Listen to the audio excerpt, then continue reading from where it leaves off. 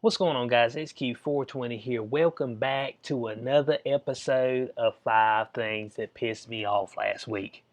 You know, I skipped the previous week because it was the Christmas season, the season of giving, and I wanted to be in a cheerful mood. I said I ain't bringing y'all all this down information right now. Everybody get together with their families, uh, have a good time, eat you some good food, get a present or two, be jolly, be merry. But we in a new year, and I'm coming with some new heat. Okay, I mean. That's the way I'm getting down. But if you've not subscribed to the channel yet, please do so. You won't regret it. You get that daily dose of news and commentary. We're going to jump right into it. Number one on the docket, Steve Jobs' widow, worth $27.5 billion, says it's wrong for individuals to accumulate massive amounts of wealth. Look, I mean, look, Miss Jobs. For the late Steve Jobs, I think that's what you say it when somebody's passed. The late Steve Jobs. But I'm trying to figure out why you ain't just gave all the money away then. I mean, hey, just give it away that way you can just live off a modest amount. No, you worth $27.5 billion. Come on now. Now you see, I think it's funny how it's always these people who got a whole lot of money who always say, "Oh man, folk don't need to be accumulating all this wealth." I said, "Hold on a second, bro. You got the wealth, bro. I mean, why don't you spread the wealth a little bit?" That's what I'm trying to figure out. I'll just go right down here right quick. Of course, she's the 35th richest person in the world. I mean, Bo, she cracking top 50. Come on now. Richest in the world. I mean, and she's like, "Oh, but I don't know why y'all want to hold on to all these assets. What's wrong with you?" I mean, right here. Let's read it word for word. It's not right for individuals to accumulate a massive amount of wealth that's equivalent to millions and millions of other people combined. That's what she told the Times. There's nothing fair about it. We saw that at the turn of the 19th and 20th centuries, with the Rockefellers and Carnegies and Mellons and Fords of the world, that kind of accumulation of wealth is dangerous for society. It shouldn't be this way. Well, I mean, you can start by giving away some of your money. Actually, giving away most of your money. I mean, how much you think it costs the rest of her life to live? Well, she's probably in her 50s, 60s.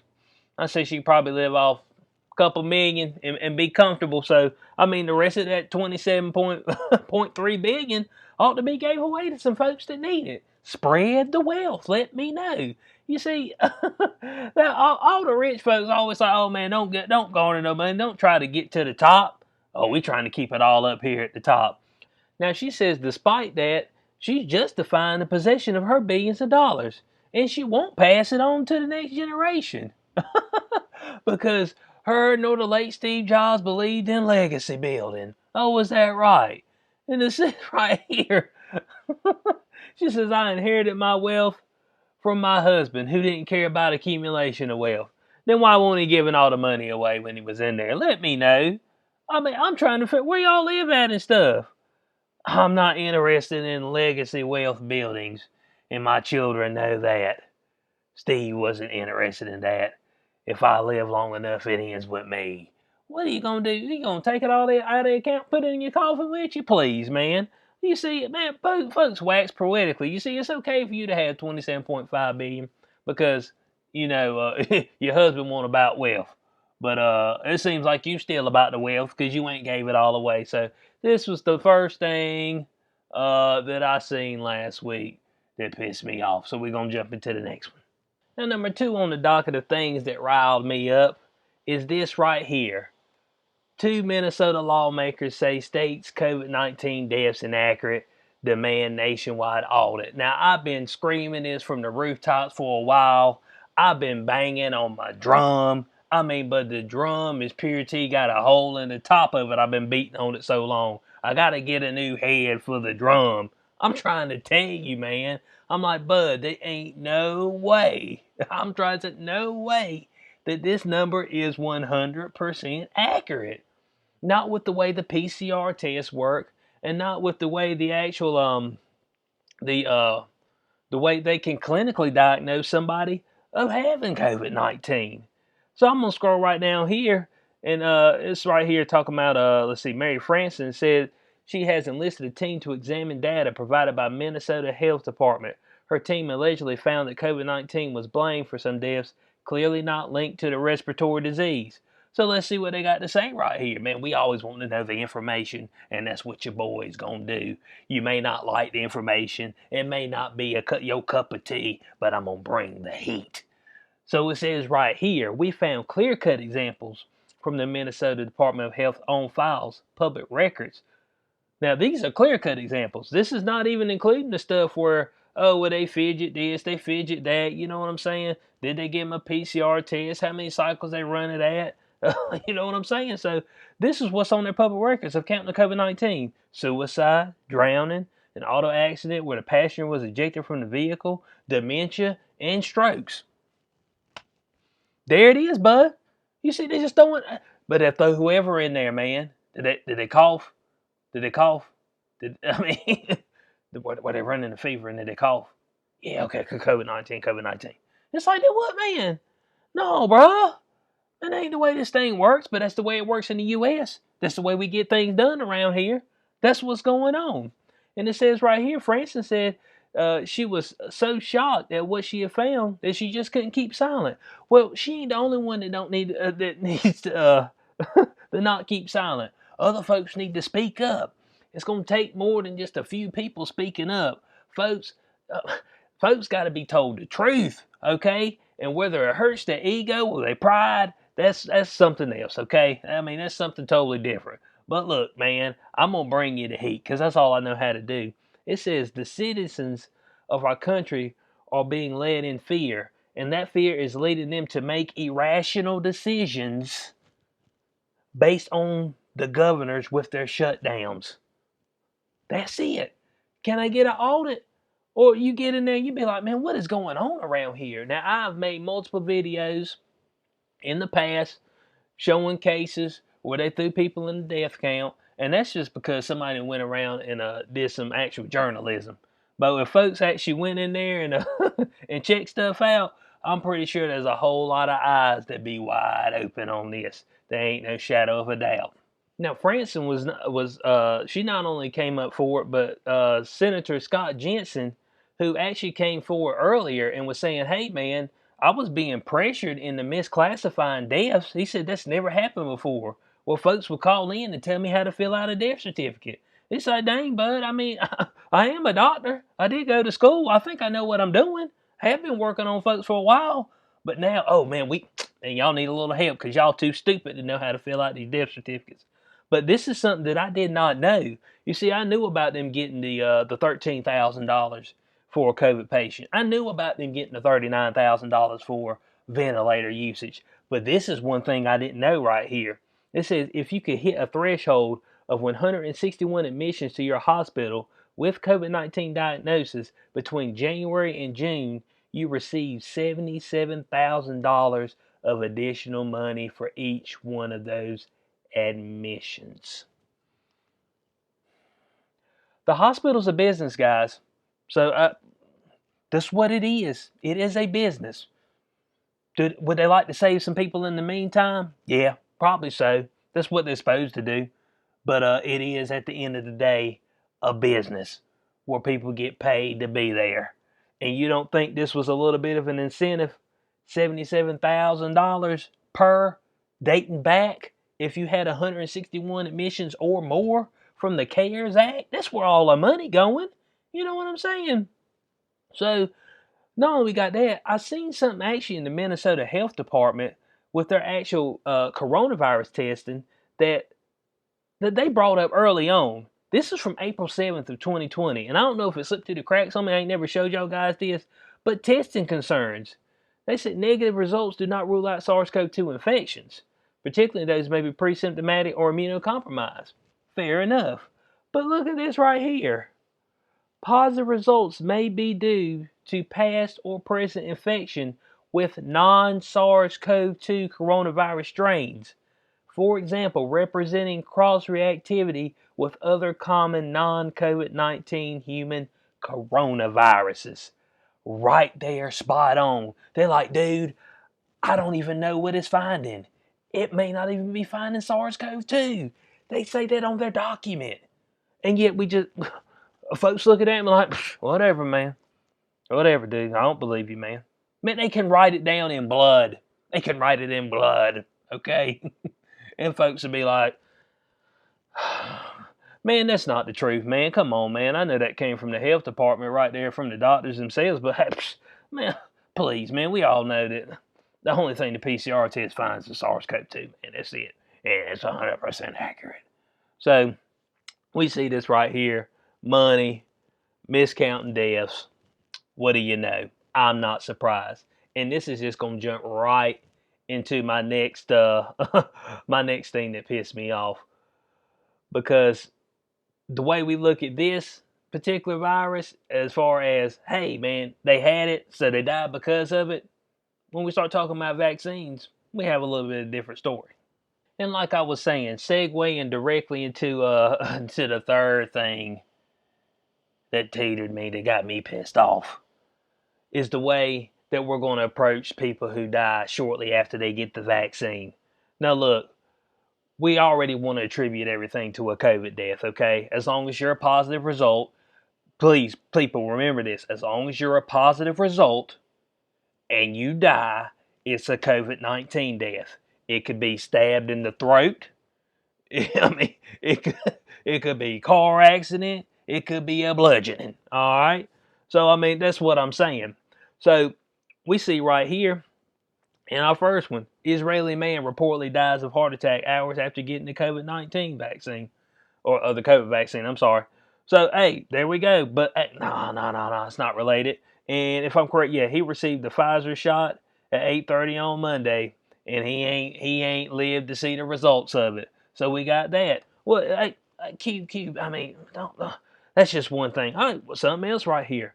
Mexican doctor hospitalized after receiving the COVID-19 vaccine. Huh? I mean, what's going on here, bud? Okay, so let's see who this was. So Mexican authorities said they are studying the case of 32-year-old female doctor who was hospitalized after receiving the Pfizer shot, Pfizer jab. It said right here that the initial, of course, they didn't release the doctor's name. They ain't want folks tracking that thing down, bud. But it was in the it's in a public hospital in the north state of Nueva Leon. She experienced seizures, difficulty breathing, and a skin rash. Said the initial diagnosis was, oh my God, I'm gonna try to say this, encephalomyelitis. I didn't say that right. Look, that's regardless. But anyway, that is an inflammation of the brain and the spinal cord. Huh? I mean, hey, don't you think that might be something you might want to let somebody know? What about, hey, they said right here.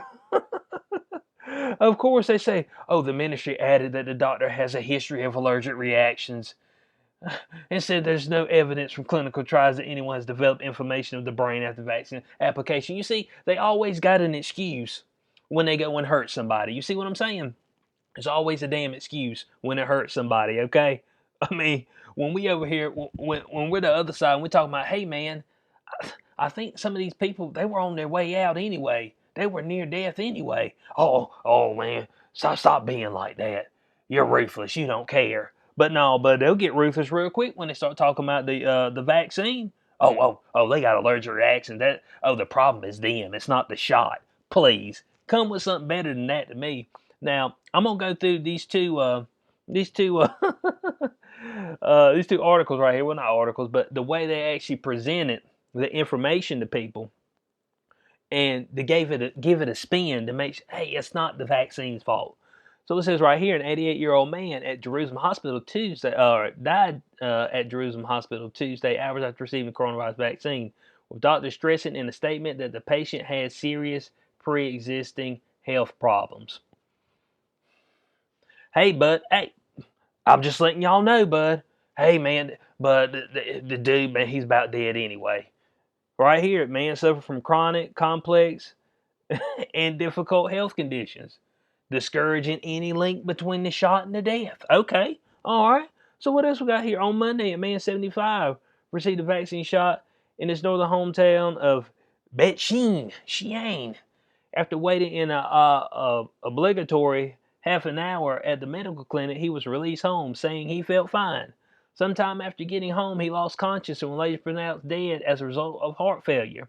The health ministry said a preliminary investigation indicated that his death did not appear to be connected to the shot. The man suffered from heart disease and cancer and had suffered a number of previous heart attacks, the ministry says. So you see how they spin that? They'll spin it right out. They'll let you know what all this dude's got before, what all his problems are. How this dude's been having heart attacks for the past 5 years. He near death. Folks having to wheelchair him in and out of places. You see, they'll let you know that. Man, it ain't the shot's fault. It's these people's fault. But then when somebody gets sick, oh, it's everybody. It's my fault. Oh, it's your fault. Oh, you went outside without a mask. You're the one that's killing people. Come on now. It's bullshit. You know what I'm saying? And I'll call it out as what it is. You see how they spin that? But they won't spin that for all these deaths they're putting up on the Fairporn death map up there. No, it's just all the legit deaths. All of them are deaths because of the convid. They're liars, man. Flat out, without a doubt. Now, on the helm of this, I'm going to show you something else because the healthcare workers have been, woo, they've been like, hell no. And as we see right here, it says a large number of healthcare and frontline workers are refusing to get the coronavirus vaccine.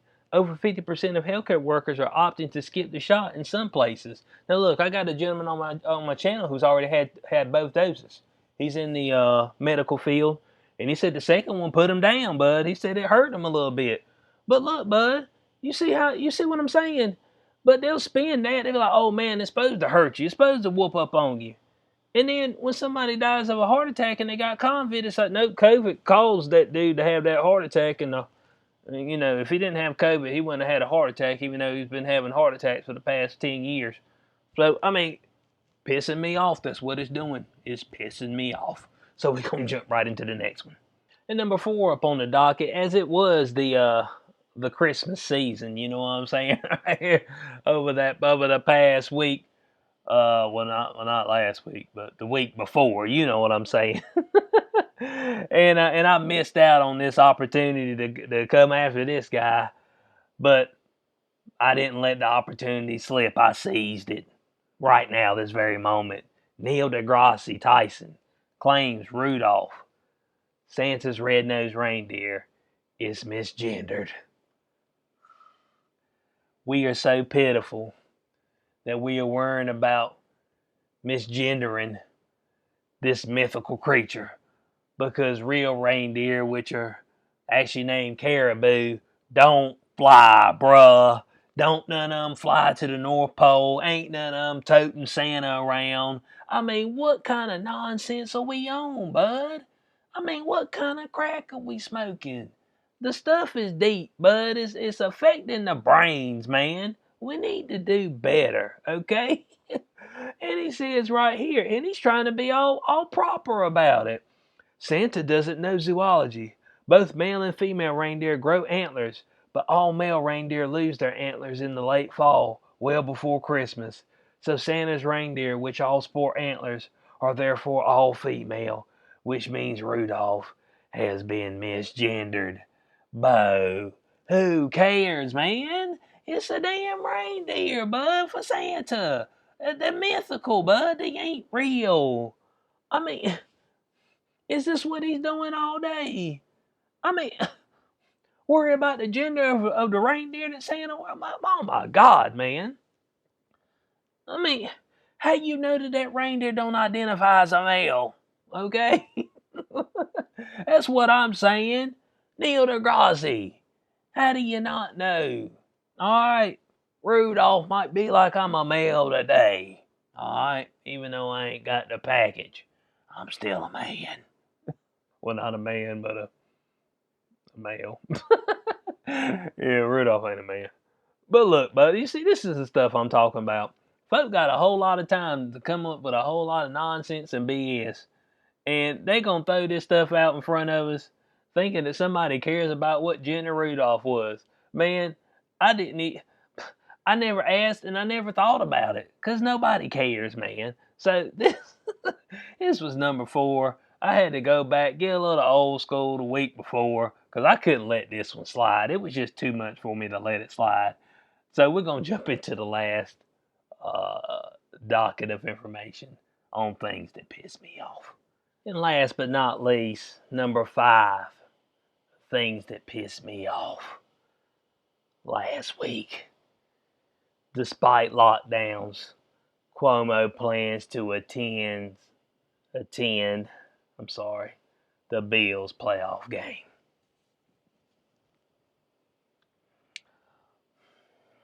Now they talking about the Buffalo Bills, okay? The Buffalo Bills are are located, of course, in Buffalo, New York. Now this dude's been going around closing all these businesses, ruining people's livelihoods, and all of a sudden seeing how the damn Bills made the playoffs, he wants to open back up the stadium so he can go watch a football game. Man, the hell with you, man. No. Come on now. Man, stay fast with your convictions. If you're going to ruin everything, ruin it all. Come on now. Then not only is he going to attend it, he going to let about 7,000 people in there to watch it. Isn't that super spreader Cuomo? Let me know, man. Come on now. Man, everything that he's done has not worked, period. He killed a whole bunch of old folk. Okay, let's get serious. KO blowed a whole bunch of old folk. And now, then he KO blowed people's businesses. Then he's got a hand in defunding the police. Now he gonna open back up the Buffalo Bills because, boy, they ain't been to the playoffs in 24 years. So, man, I got to go watch this. Man, is that the way this thing works now? I mean, let me know. I'm just trying to figure it out. Is that the way this thing works? It just meant, hey, but when I get, actually, that is how it works. When I get ready, when I decide that I'm gonna do something that I want to do, I'm gonna go out. I'm gonna make it happen, and nobody's gonna say nothing about it.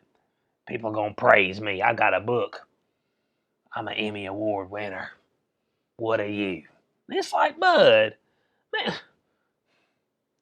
You see what I'm saying, man? If you're a business owner up there, bud, you need to do everything you can to get your doors back open right this very second, bud.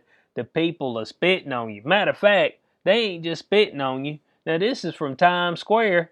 Now, look, bud, de Blasio, he barred the New Yorkers from celebrating in Times Square. But he gonna get up on the stage with his wife and be dancing. They dancing right on the graves, bud. Right on the graves of all the businesses. Now look, they wouldn't let him in Times Square. I watched Jason Goodman. He was out there asking them if it was constitutional to not allow people to go into Times Square, which they pay tax dollars towards. You know what I'm saying? So he's like, man, is that constitutional? And none of the cops would say anything, but he was getting heated out there with him. But they wouldn't let him in Times Square, but they would let him congregate on the outside of Times Square. I'm like, what difference does it make? No, he had to set the stage for himself to go up there and do a little bit of a dance. I mean, I'm gonna play this. Look at this, bud. He just up there, and they got some other folk up there. They just out there, they just dancing right on folks' grave. Oh man, I feel good about it. I feel great about it. Okay, I mean, and it's just like, and the whole time, I don't know if y'all seen pictures from the people in Wuhan, but they had the streets flooded with folks out there in Wuhan, China. That was the place where it all began. Man, what about COVID? They had folks piled on top of each other, and they were throwing the world of birds. Say, ha ha, we got you. And they did, bud. They got everybody. And man, this just makes me ill, bud. It makes me ill because there's business owners out there that are losing everything, and you got this idiot up here out here doing a toe tap right on your grave. Now, now that's gonna end this segment of the 5 things that piss me off. But I'm gonna give y'all a bonus one, seeing how I missed last week. I'm gonna give you a bonus one, all right, and work with me here on this one. And for your bonus feature, which I can't have the music playing in the background because they'll put a copyright. Well, matter of fact, I don't care. Bump it. I'm gonna let the thing play in the background. It ain't like I'm monetizing it anyway. So what difference does it make? So I don't think they pulled my video down because of that. They hadn't did it on any other ones. But anyway, the final thing bonus feature, healthcare workers during a crisis out here in the parking lot doing a jig.